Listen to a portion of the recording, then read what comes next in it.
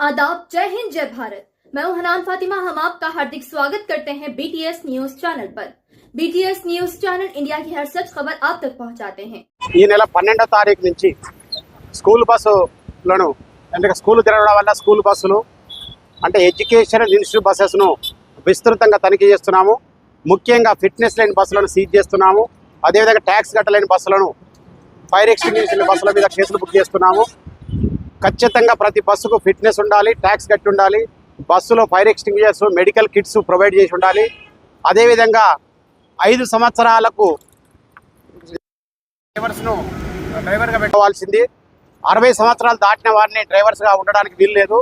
మేము బస్సులను క్షుణ్ణంగా తనిఖీ చేసి హైదరాబాద్ మొత్తం మీద అన్ని ప్రాంతాలలో ఈ 12వ తారీఖు నుంచి మా కమిషనర్ గారు, మా జాయింట్ ట్రాన్స్పోర్ట్ కమిషనర్ ఆదేశానుసారం చెక్ చేసి 100ల కొద్ది బస్సులు సీజ్ చేయడం జరిగింది.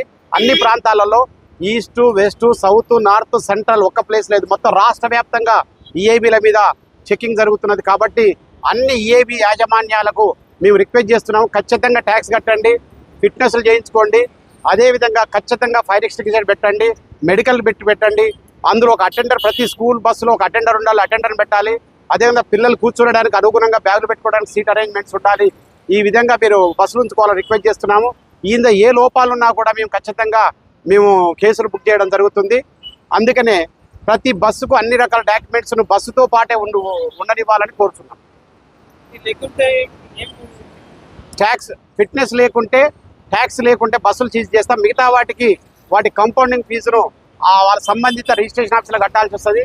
లేదు అంటే చెకింగ్ ఆఫీసర్కి అవసరం ఉన్న కాడ మాత్రమే తీసుకుంటారు. చాలా ప్రాంతాలలో ఓన్లీ రిజిస్ట్రేషన్ ఆఫీసర్ కట్టాలి. ట్యాక్స్ లేకుండా, ఫిట్నెస్ లేకుండా బస్సులు సీజ్ చేయి ఆయా ప్రాంతాల్లో పెట్టబడుతుంది. మిగతా వాటికి కంపౌండ్ ఇచ్చిన రిజిస్ట్రేషన్ ఆఫీసర్ కట్టి వాళ్ళ కాగితాలు తీసుకోవాల్సి వస్తుంది.